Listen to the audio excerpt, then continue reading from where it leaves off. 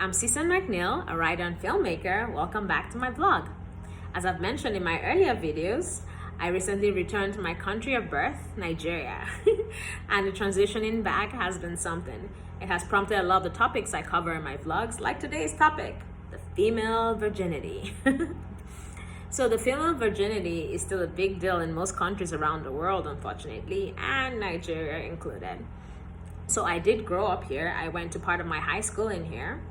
And I remember at my high school, which was a Christian high school, we had a program called True Love Waits.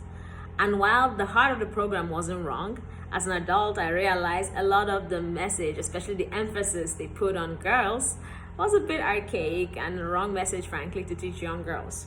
So I remember when I was 12, they made us sign this commitment card that said, promise the Lord we'll remain virgins until marriage.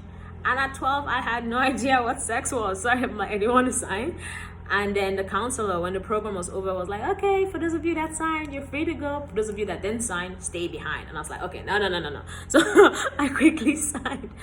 But yeah, I was reflecting on a lot of the things we were taught. We were taught things like, oh, your virginity is this most precious and special gift you can give your husband on his wedding night.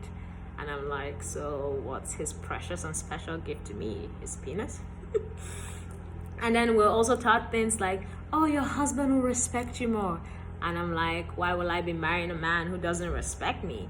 Also, why is my virginity tied to my respect? If you're a respectable person, you are. If you're not, you're not. It literally has nothing to do with you being a virgin. After all, we don't tell men, oh, he's less desirable now that he's a virgin. So why tell women? I might see that, oh, we're just teaching, morality to young girls. And I tell people, why do you think the options are either being a virgin or whore? You realize there's a middle ground, right? And most people exist in this middle ground. So why, put the wrong emphasis on girls? So we may also just say, oh, it's just Africa and it's just how things are done here. It doesn't affect us in the long run. It does. That's why well into adulthood, you hear instances of a man cheating on his wife and people will say, oh, he's a man, men cheat, it's what happens. But if it's a woman, she's an ashawo, she's a whore, she deserves to be stoned to death.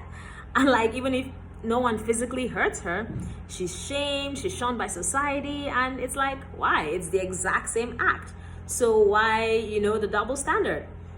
And we keep teaching women repression and all that, and then we don't we teach men oh yeah, you're free to do what we do, and then we expect marriages to work. That's probably why there's such a high there's high infidelity cases in marriages these days, because women carry that repression into marriage and men are used to their sexual freedom and often probably don't get satisfied in their marriage, and so they seek it elsewhere. And besides, if all women are supposed to close their legs and all men aren't, so who exactly are these men sleeping with? No, it doesn't make sense. It's double standard and it's wrong. If we're gonna preach abstinence, then we preach it to both boys and girls. If we're gonna preach safe sex, then we preach it to both boys and girls. We can't teach young girls that, close your legs and, protect yourself from these boys, as if she can't have the sense to do that for herself.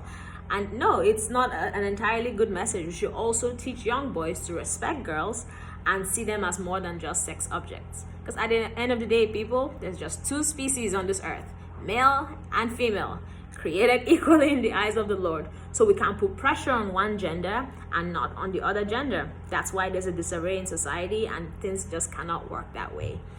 At the end of the day, we should all just love and respect each other and keep working together to make society a better place. Okay?